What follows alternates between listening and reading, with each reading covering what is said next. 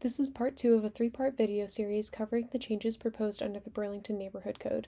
The Neighborhood Code is supported by a bylaw modernization grant from the Vermont Department of Housing and Community Development and in collaboration with and in-kind support from AARP Vermont's Livable Communities program. As we discussed in part 1 of this video series, changes to residential development standards over the last century have made it increasingly difficult or sometimes illegal to build a variety of neighborhood-scale housing types, such as duplexes, 4-unit buildings, and clusters of small homes on larger lots. In some places, changes to zoning standards have also resulted in a mismatch between what exists on the ground in Burlington's neighborhoods and what could be built in the future, particularly for swaths of older historic neighborhoods. This video will address the current residential zoning standards, some barriers to the expansion of neighborhood-scale housing types, and the solutions proposed by the Neighborhood Code.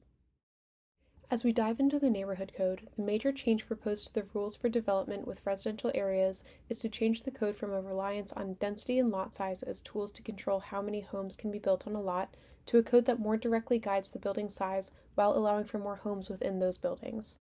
Burlington's neighborhoods each have their own unique patterns, in terms of the size of the buildings, where buildings are located on lots, and the mixture of housing types. Neighborhoods' identities are further defined by details such as the era that they were built in, architectural styles, and landscapes. The Neighborhood Code aims to identify more context-sensitive zoning tools and a range of neighborhood-scale housing types that could be appropriate for various parts of the city. To do so, planning staff focused on the basic building blocks that define neighborhood patterns. The physical characteristics like lot sizes, how far homes are set back from the street, how much of a lot is occupied by buildings and other impervious surfaces, overall building height, and how many homes are on each lot. This analysis aims to describe a more holistic picture of how these characteristics can be found across the city. Some neighborhoods share similar patterns due to the time period in which they were developed, or due to zoning standards that were in place to guide new development, while others feature a mix of typologies. In some cases, these characteristics reflect buildings as they were created, while others have evolved due to changing laws and renovations to original properties. The proposed changes were developed over an 18-month process that included an in-depth analysis that would inform a data-driven approach, as well as opportunities for feedback from Burlington residents and groups such as local architects and developers. In September of 2023, a joint committee of the Planning Commission and City Council Ordinance Committees was established to review and refine the Neighborhood Code recommendations. Over the course of 9 meetings held between October 4th and January 9th, the Joint Committee focused on the major recommendations related to the Neighborhood Code purpose and a number of standards that ensure that these recommendations can be implemented. Going forward, the Neighborhood Code will be reviewed in 2 parts, with Part 1 anticipated to be referred to the City Council for consideration in early 2024. Based on this work, the Neighborhood Code's recommendations aim to enable more housing types citywide by using tools that balance predictability and flexibility. This will be achieved by the creation of flexible dimensional standards, regulating building mass instead of density, and modifying residential zoning districts and boundaries. This video is going to discuss the first 2 sets of recommendations, creating flexible dimensional standards, and how we can move away from regulating buildings through density limits. These charts provide a comparison for how these changes will affect the current standards. First, let's discuss the proposed changes to zoning rules which relate to the size of lots and where buildings can be placed on them. These standards contribute to overall neighborhood development patterns, how buildings relate to each other and the street. These standards can also have a major influence on how large a lot is needed to create a home, and how much of that lot can be used for buildings. There are proposed changes to existing residential district standards for the residential low, medium, and high districts, as well as a new proposed residential zone, the residential corridor. One foundational dimensional standard that regulates development in residential districts is minimum lot size.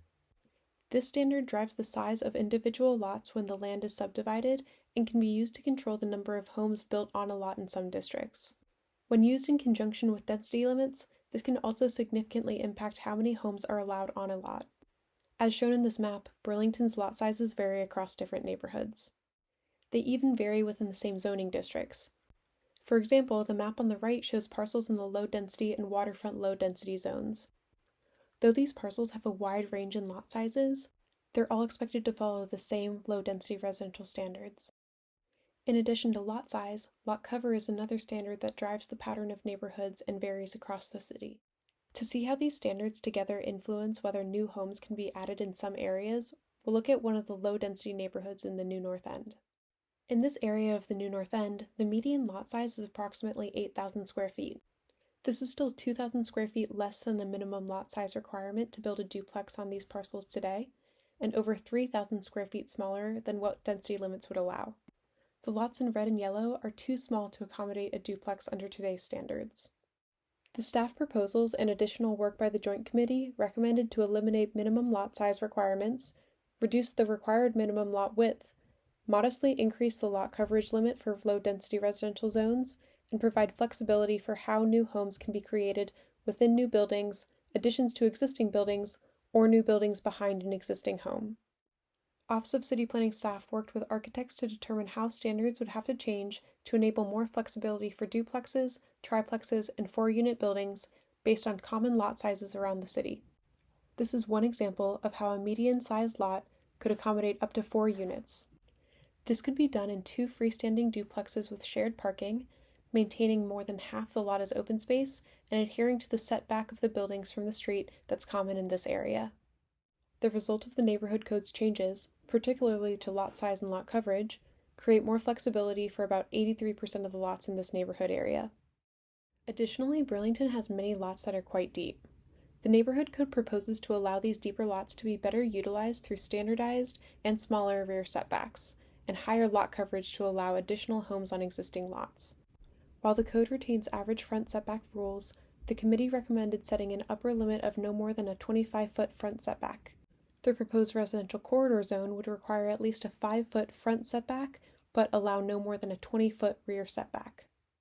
Now that we've discussed the changes related to lot sizes and what portion of a lot can be built on, we'll review new rules to guide the overall size of buildings on those lots. In zoning language, this is referred to as regulating mass as opposed to regulating density. Let's start with the central issue of density limits and why changing this standard matters to the success of the neighborhood code. Our 2019 comprehensive plan includes a recommendation to replace density-based standards in our ordinance with a more specific and predictable way of regulating what can be built and where. One of the greatest challenges is that density limits, which are expressed as the amount of homes that can be built on an acre of land, on their own are not sensitive enough for the realities of varying lot sizes. Regulating the massing of buildings overall and enabling a maximum number of units in buildings will allow density to vary lot by lot. At the same time, the overall intensity of a development, in terms of the building scale, will become more predictable. The committee discussed how many units should be allowed within buildings meeting proposed size limits and the number of allowable stories for buildings. To illustrate the challenge of density limits, these are 4 homes in the Old North End, all of which likely used to be single-family homes that at one point in time were allowed by zoning to be converted into duplexes. These look to have been built at the same neighborhood scale. However, if you try to build the 2 on the right today, you wouldn't be allowed to. The reason why is not immediately obvious when we think about the things we observe as contributing to neighborhood character. But this means that the lots on the right-hand side are just very small. The standard of density doesn't really read to the average passerby. It encourages larger buildings as lots get larger, and discourages smaller housing options on smaller lots. Instead of using numerical density limits, the neighborhood code proposes shifting the focus to the size of buildings that are more of a house scale and proposes limits on the footprint based on that standard. The neighborhood code also proposes to allow more than one building on a lot in order to provide flexibility for how units can be added. Shown here is a range of new buildings, additions to existing buildings, or buildings behind existing homes.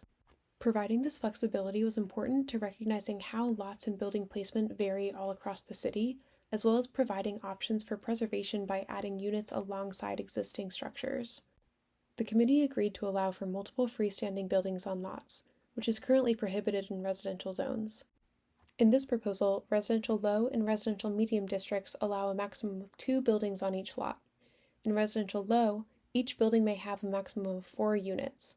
In residential medium, one building may have up to 6 units, while the other may have up to 4 units. There is no limit on the number of units in buildings in residential high or residential corridor. We've been looking closely at how these changes can be incorporated into the existing neighborhood fabrics. These buildings can be in backyards with fewer changes to the street-level patterns in a neighborhood. We've been modeling this to see how it can be implemented on real lots in the city. This is a 1/4-acre lot with an existing single-family home, which shows how a duplex or an ADU above a detached garage can fit onto this property. These changes also call for the establishment of a residential corridor zone, which would allow greater flexibility for housing types and intensity along major streets identified in Plan BTV. These corridors were a primary point of discussion in the Joint Committee as well as during our public engagement. Following the feedback and discussions, the committee requested that the planning staff explore more flexibility for buildings of a similar size to townhouses, but with more units. The illustrations on the right side of the screen show examples of these townhouses, as well as the housing typology commonly referred to as a 12-pack. These thoroughfares include portions of North Avenue, St. Paul Street, and Colchester Avenue, where residential low zoning applies today. The walkable core areas in the new corridor zone will allow for more flexibility in terms of housing type choice, such as row houses or larger apartment buildings. While not originally part of the neighborhood code scope, the committee heard many comments supporting more flexibility for neighborhood-serving business uses in residential areas. Today, the zoning allows uses like cafes and small retail in all residential districts when the businesses are located in a historic building or one that was previously used for a commercial purpose. There are some allowances for home-based businesses as well. A range of commercial uses are proposed to be allowed in the new residential corridor district, such as cafes, bars, laundromats, small groceries, small retail, etc. Unlike businesses in the residential low, medium, and high zones, these commercial uses can be located within a new building as well as a historic one. Together, these changes open up opportunities for more homes in all residential neighborhoods and reflect what we know about what's on the ground today as well as what's possible for these areas in the future. Right now, 70% of residential areas are zoned for our lowest intensity of housing. We also know that for well over half of these lots, even though our standards say that they can have a duplex, the lots don't meet the minimum lot size required to accommodate one. This creates a large gap in what types of housing can be accommodated in the residential low neighborhoods when compared to the rest of the residential areas in the city. The neighborhood code proposes that we treat duplexes the same as single-family homes and in doing so, make them more feasible on all residential lots citywide, a change that is also required by new state laws. Today, there are multiple barriers preventing adding more 3 and 4 unit buildings across these neighborhoods. These building types aren't allowed in residential low areas unless the lot size is greater than 2 acres. And further, particularly in the Old North End, additional 3 and 4 unit buildings can be challenging to implement due to the current density limits. Even at an allowable density of 20 units per acre, most lots are too small to permit these building types. Meanwhile, the proposed neighborhood code could allow these on virtually all existing residential lots today. Despite the differences in lot cover limits and the number of units per building under the proposed neighborhood code, this opens up many more opportunities for new homes in the residential low areas that have not been allowed in the last generation of the city's zoning. This also creates additional opportunities in the residential medium and residential high parts of the city where missing middle housing types are historically more common. Thanks for watching part 2 of our video series focused on the proposed neighborhood code. To watch the other 2 parts of the series that focus on the purpose of this amendment and the proposed modifications to existing residential boundaries, or to read more about the neighborhood code, visit the Office of City Planning website.